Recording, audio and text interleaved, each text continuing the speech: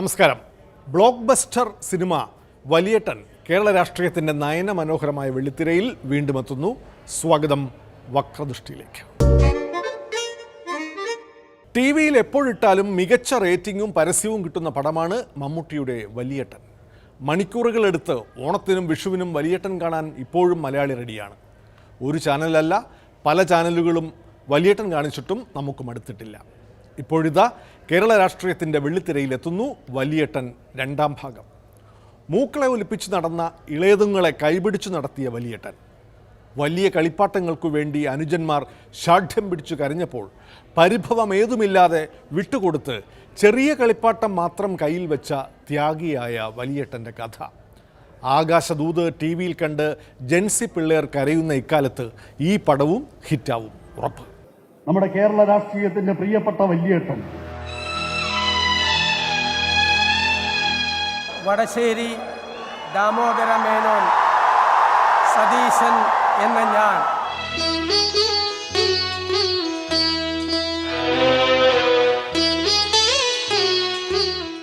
നമുക്കറിയാം, നമ്മുടെ കുട്ടിക്കാലത്തൊക്കെ നമ്മൾ പള്ളിക്കൂടത്തിലേക്ക് പോകുമ്പോൾ നമ്മുടെ കുടുംബത്ത് മൂത്ത ജ്യേഷ്ഠനുണ്ടാവും.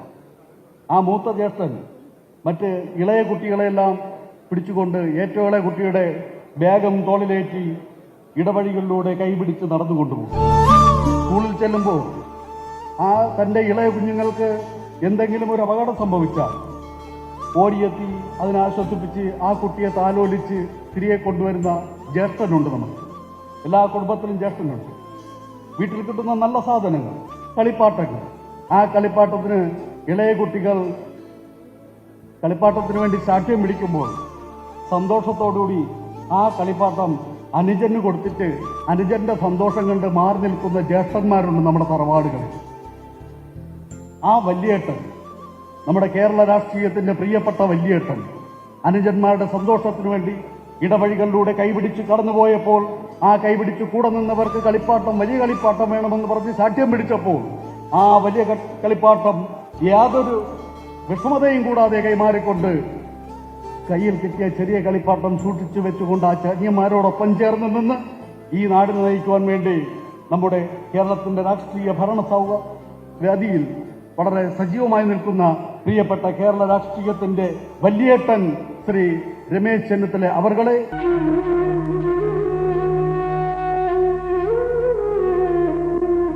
ഇളയതുങ്ങളെ വളർത്തിക്കൊണ്ടുവരാൻ വലിയേട്ടൻ അനുഭവിച്ച പ്രയാസങ്ങൾ വലിയേട്ടനെ അറിയൂ.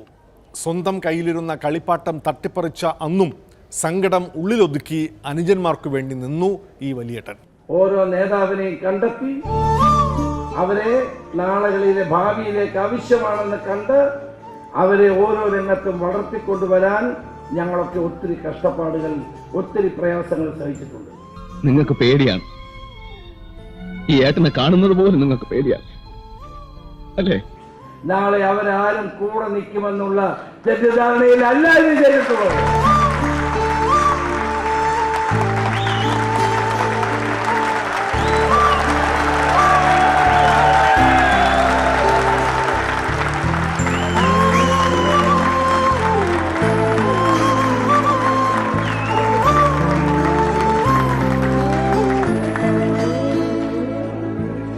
ഞാൻ പറയുന്നു, ചിരിക്കുന്നവരെല്ലാം നമ്മുടെ സ്നേഹിതന്മാരാണ് എന്ന് കാണാൻ പാടില്ല. മുന്നിൽ നിന്ന് കുത്തുന്നവരെ നമുക്ക് മനസ്സിലാകും, പിന്നിൽ നിന്ന് കുത്തുന്നവരെ നമുക്ക് മനസ്സിലാക്കാൻ കഴിയില്ല. എങ്ങനെ എവിടെ എനിക്ക് ജീവിക്കാം? ഒരാളും എന്നെ തേടി വരില്ല, വരാൻ പാടില്ല.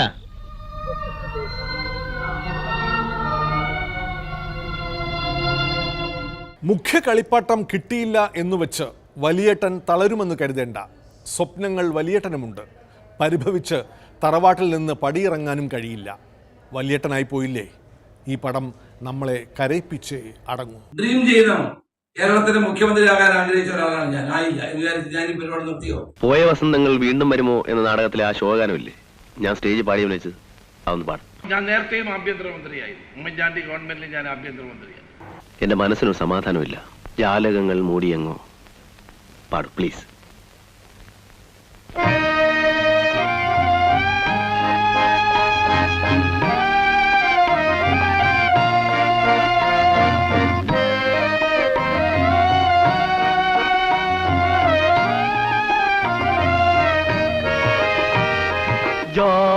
ജാലകങ്ങൾ മൂടിയെങ്ങോ നീയകന്നു പോയി, നീയകന്നു പോയി.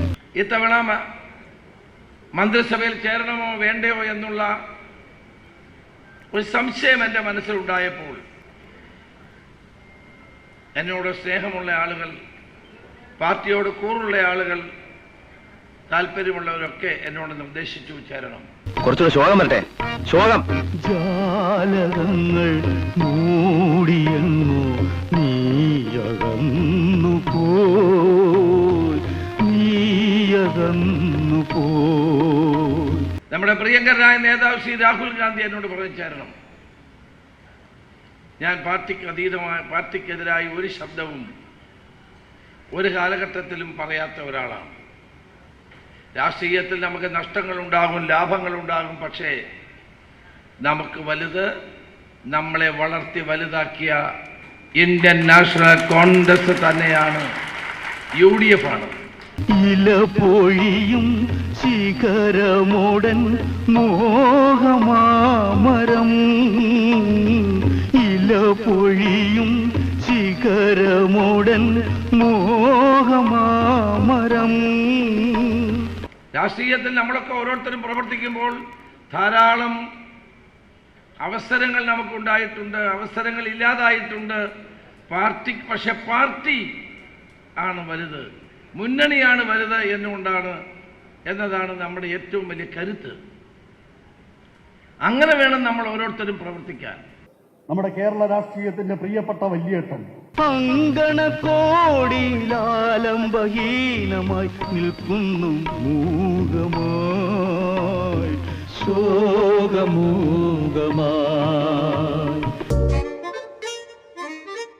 UDF ടാക്കീസിൽ മറ്റൊരു പടവും കളിക്കാൻ എത്തിയിട്ടുണ്ട്. അളിയൻസ്.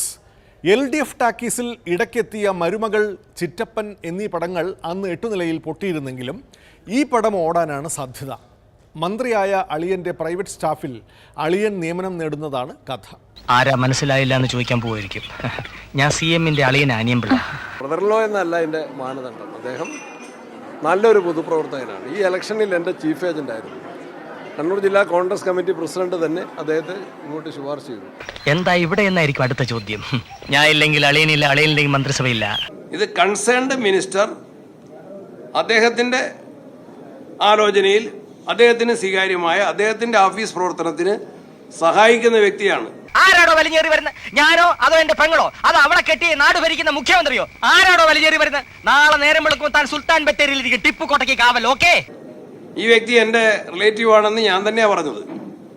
ആ റിലേറ്റീവ് എന്നുള്ളതാണോ കട? എനിക്ക് അനുജനുണ്ട്, വേറെ അനുജനുണ്ട്, വക്കീലായ അനുജനുണ്ട്. അവനെയല്ല വെച്ചത്. അളിയനെല്ലാം അറിയാമല്ലേ? അളിയനെന്ന് മൈക്ക് വെച്ച് വിളിച്ചു പറഞ്ഞാൽ നാറ്റിക്കരുത്.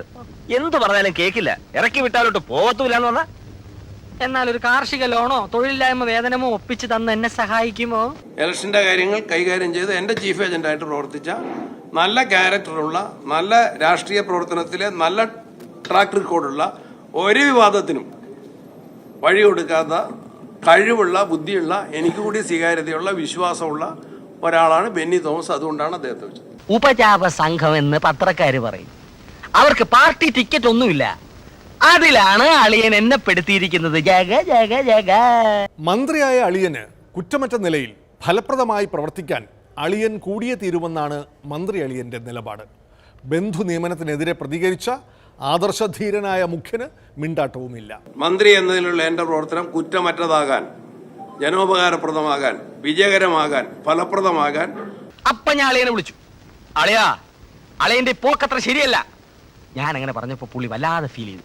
കണ്ണങ്ങ് പറഞ്ഞു. എനിക്കും വല്ലാതെ ഫീൽ ചെയ്തു. ഞാൻ ഫോൺ അങ്ങ് താഴെ വെച്ചു. നല്ലൊരു വ്യക്തി എന്ന നിലയിൽ തന്നെയാണ്, പൊതുപ്രവർത്തനത്തിന്റെ പരിചയ സമ്പത്തുള്ള ഒരാളെയാണ്, നല്ല ക്യാരക്ടർ ഉള്ള ഒരാളെയാണ് ഞാൻ വെച്ചത്. അണ്ണം പേഴ്സണൽ അസിസ്റ്റന്റോ പ്രൈവറ്റ് സെക്രട്ടറിയോ വല്ലാണോ? ഇല അറിയാതെ വായിലിടരുതേ. എന്തെങ്കിലും ഉണ്ടെ ഞാൻ നേരിട്ട് CM-നോട് പറയും. പറഞ്ഞാൽ അതിനൊരു തീരുമാനം ഉണ്ടാക്കിയിട്ടേ അളിയെ മാറൂ. ബന്ധുക്കളെ നിയമിക്കുന്നത് ശരിയല്ല. മുമ്പ് ഇതുപോലെ ഒരു മന്ത്രി മരുമകളെ കുക്കായിട്ട് വെച്ചിരുന്നു. അപ്പോൾ അങ്ങനെയൊക്കെയുള്ള ചില ഏർപ്പാടുണ്ട്. അതൊന്നും ശരിയായിട്ടുള്ള നടപടിയല്ല എന്നുള്ള സ്റ്റാൻഡാണ് എല്ലാ കാലത്തും കോൺഗ്രസ് എടുത്തിട്ട്. മുൻ LDF ക്യാബിനറ്റിലെ മരുമകൻ സിനിമയുടെ വാണിജ്യ വിജയമാണത്രേ അളിയൻ സിനിമയുടെ പ്രചോദനം. ബന്ധു നിയമനമെന്ന വിജയ ഫോർമുല തന്നെ എല്ലാവർക്കും പഥ്യം. അല്ല, സണ്ണി ജോസഫിൻ്റെ ബന്ധുവാണെങ്കിൽ പോലും അദ്ദേഹം പഞ്ചായത്ത് പ്രസിഡൻ്റായിരുന്നു. ഒരുപാട് രാഷ്ട്രീയ പാരമ്പര്യമുള്ള ആളാണ്. അതിന് ആ നിലയ്ക്ക് കണ്ട ഇപ്പോൾ പിണറായി വിജയൻ്റെ ക്യാബിനറ്റിൽ റിയാസിനെ മന്ത്രിയാക്കിയാൽ ആരെങ്കിലും കുറ്റം പറഞ്ഞു? ഇല്ലല്ലോ. റിയാസിനും ഒരു യുവജന സംഘടനയുടെ അഖിലേന്ത്യാ പ്രസിഡൻ്റായിരുന്നു.